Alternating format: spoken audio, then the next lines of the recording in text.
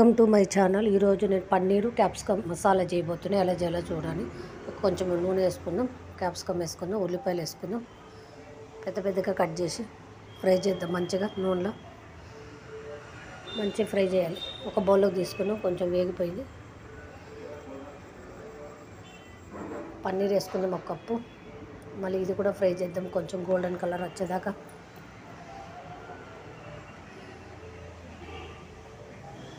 ఒక బౌల్లోకి తీసుకుందాం. మళ్ళీ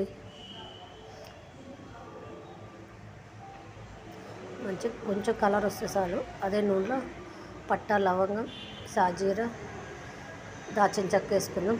ఉల్లిపాయలు వేసుకుందాం, ఎల్లిపాయలు వేసుకుందాం, దూరగా వేపుదాం. టమాటాలు ఒక్క టమాటా వేసుకుందాం, ఫ్రై చేద్దాం. మంచిగా ఫ్రై చేద్దాం. అల్లం ముక్కేసుకుందాం, కొత్తిమీర వేసుకుందాం, మంచిగా ఫ్రై చేద్దాం. మంచిగా ఉడకాలి, అప్పుడు మిక్సీ పట్టుకొని వచ్చాక అవుతుంది. ఇది గసగసాలు వేసుకుందాం. మంచిగా ఉడికిపోయింది. ఒక మిక్సీ బౌల్లో తీసుకుందాం. ఇప్పుడు అదే కడాయి పెట్టుకుందాం. స్పూను 4 స్పూన్లంత నూనె పోసుకుందాం. ఉల్లిపాయలు వేసుకుందాం, మంచి దూరగా వేపుదాం. పచ్చిమిరపకాయలు ఒక 3 వేసుకుందాం. మంచి కలర్ రావాలి, ఇట్లా రావాలి, గోల్డెన్ కలర్ రావాలి. పేస్ట్ రుబ్బుకొని వచ్చిన పేస్ట్ వేద్దాం.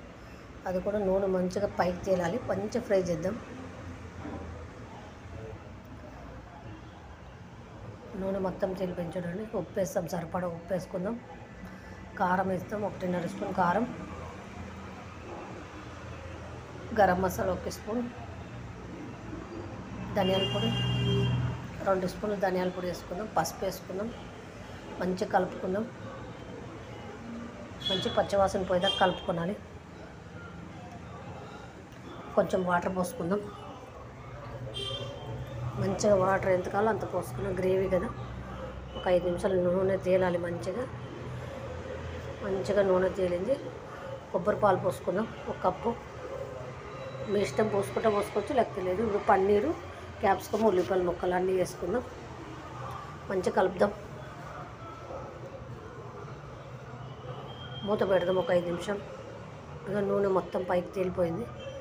మంచి గ్రేవీ అయిపోయింది. కొత్తిమీర వేసుకుందాం, కొత్తిమీర, పుదీనా. మంచిగా కలుపుకుందాం.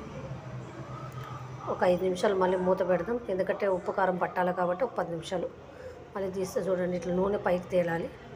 అయిపోయింది పన్నీర్ క్యాప్సికమ్ మసాలా. ఒక బౌల్లోకి తీసుకుందామండి.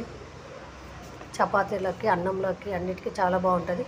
ఎలా ఉందో మీరు కూడా ట్రై చేసి